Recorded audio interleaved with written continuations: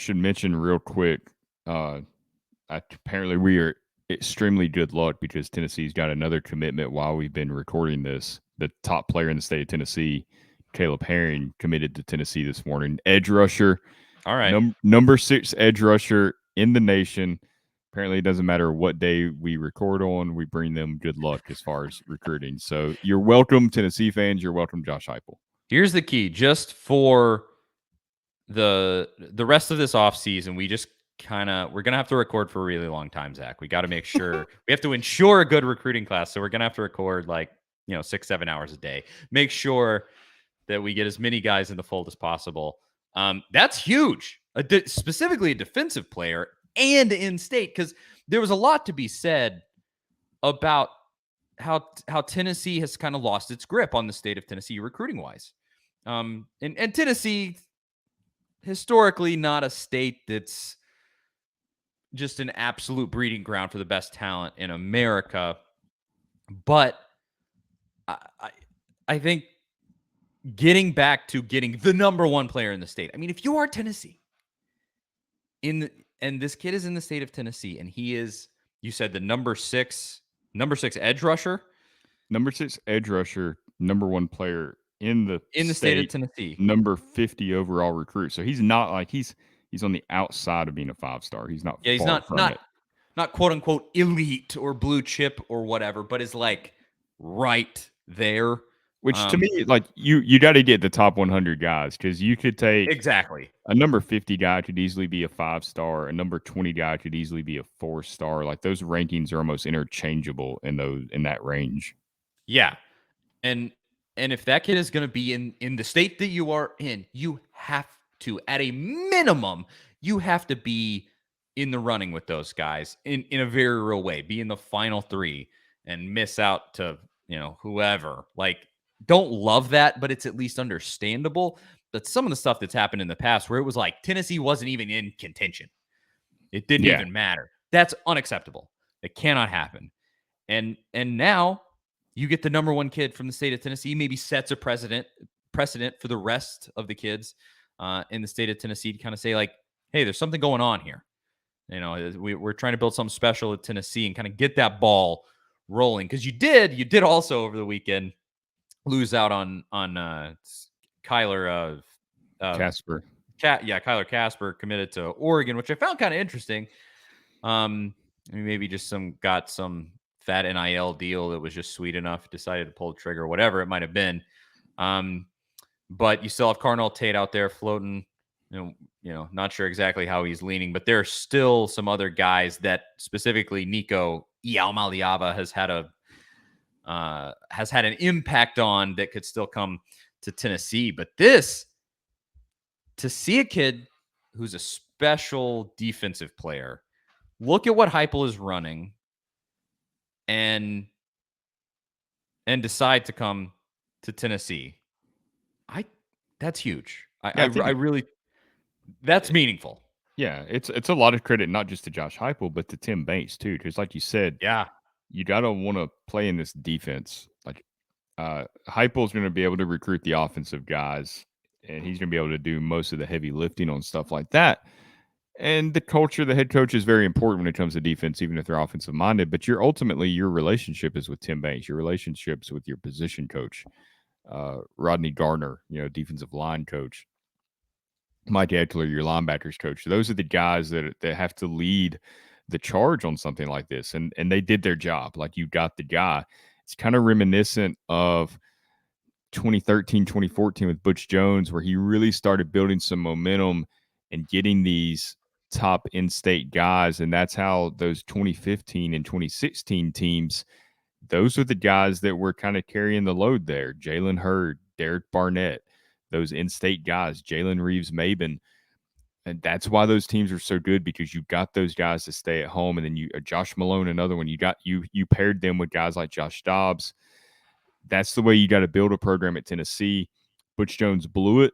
They kind of had to start over with Pruitt. He never really was able to make a lot of headway with the in-state guys.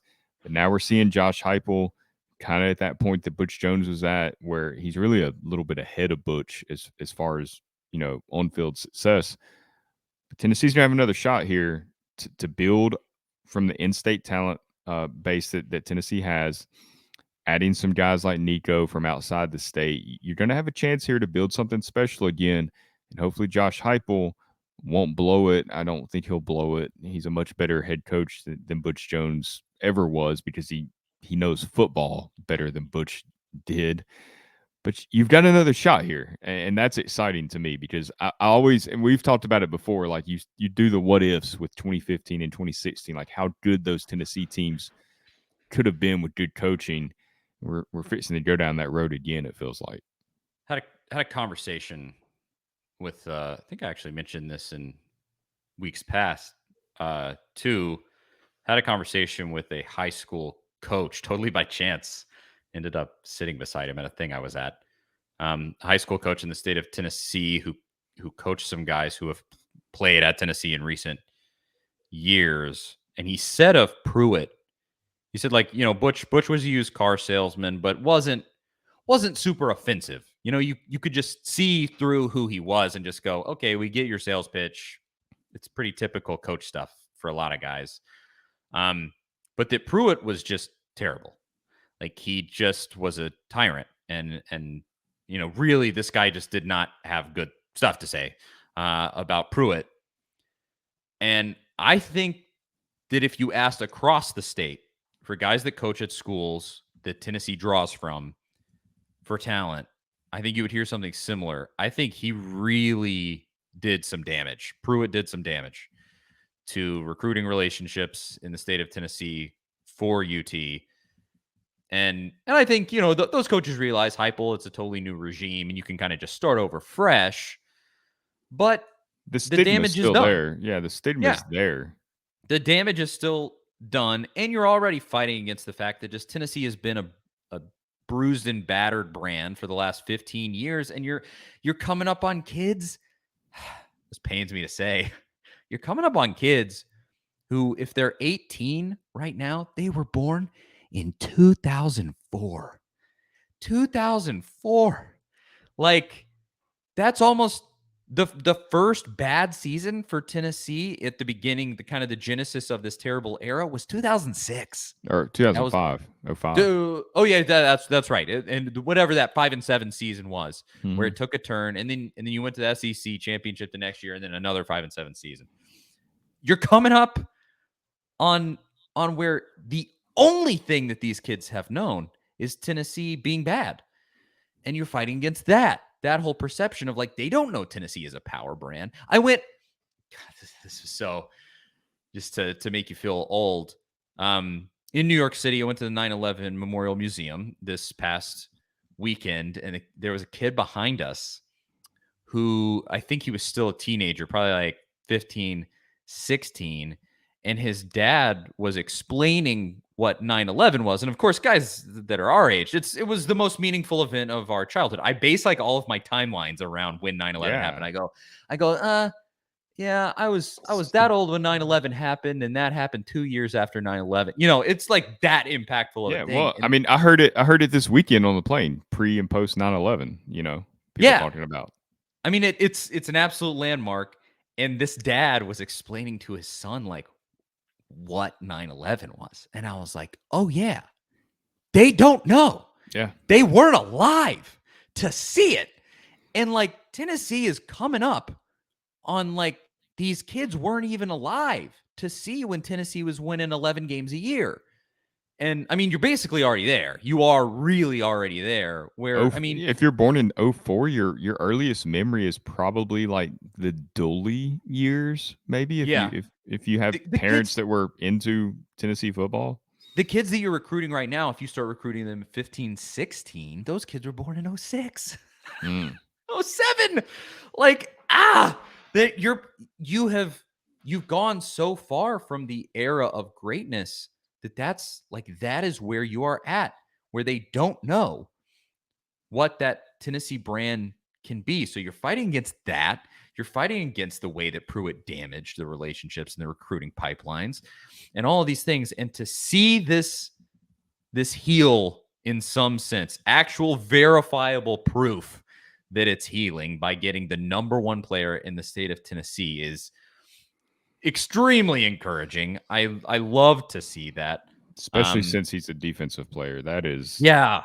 That's what's most exciting to me know. because like Tim Banks, it's like I've said it before, it's like having another head coach because of the way Josh Heupel, his background, even though he like I said, he's in those meetings, he spends time in those meetings and does what he's supposed to do as a head coach, and I think he enjoys it, but his heart's on the offensive side of the ball. I mean, he's usually with the quarterbacks in practice. That's where he spends most of his time. And that's good. That's what he should do. It's part of why he's at Tennessee is because he brings that element.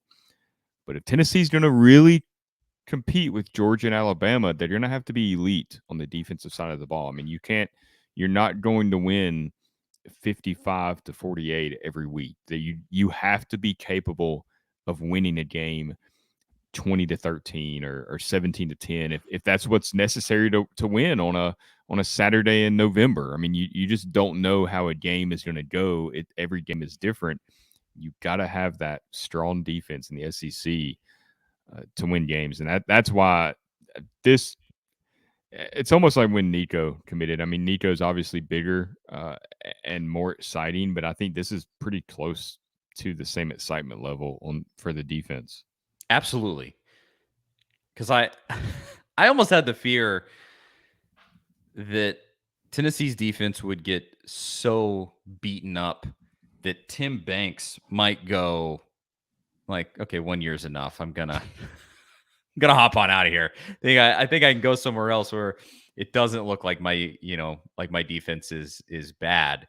And because and even still, his defense wasn't terrible. It wasn't last in the SEC or anything like that, even with the way that Josh Heupel plays. So credit to him insofar as that goes. Well, they looked better just on the field. They didn't look confused. They didn't look out of sorts. Statistically, some of Pruitt's defenses were probably better, but a lot of that was because Tennessee's offense would hold on to the ball for so long that it's not the same. Like it's not a fair comparison because Tim Banks' defense is defending so many more possessions than Pruitt's was. So that scoring defense stat where you're giving up this many points a game, you can't look at that. Even the yards per game is not accurate. You got to look at stuff like third down. How do you fare on third downs, fourth downs, stuff like that? Absolutely. He's done an admirable job with what he has to work with. I would be very excited to see what he can do with a heightened level of talent. Yes, because they were very thin last year. They're going to be thin this year, but you are. I mean, you're still going to be in a rough spot this coming season. A pretty similar spot, frankly, unless they just get a bunch of transfers in the door at the last minute. But I'm excited to see what they could do given actual talent, because I think you look at how many points Heupel can put up if you could make the defense just serviceable, where they only give up points every fourth possession, something like that. And don't have every game be like the Kentucky game where they have to face 99 snaps, something just crazy. Part of that's turnovers. Like you gotta guy like Caleb Herring can get after their quarterback, force a fumble, get your defense off the field. You got to have more of that. Got to be disruptive. And so hopefully they can bring in some dudes that can be that or coach up the guys that they have to be that. And we'll see how that goes. But that's exciting. Another week where we get a huge commit. We speak it into existence. It wasn't as cool as the last one. Yeah, if Carnell Tate commits. Yeah, can we talk about it? Wouldn't that be crazy if Carnell Tate committed during our podcast? Wouldn't that be crazy? Yeah. Hello, Carnell. So plan it on a Monday yes. Coming up, and that'll work. Yes, it would be perfect. So there's if that happens, we need to get some of this NIL kickback. Yeah, that's true. Hey, Tennessee, hook your boys up.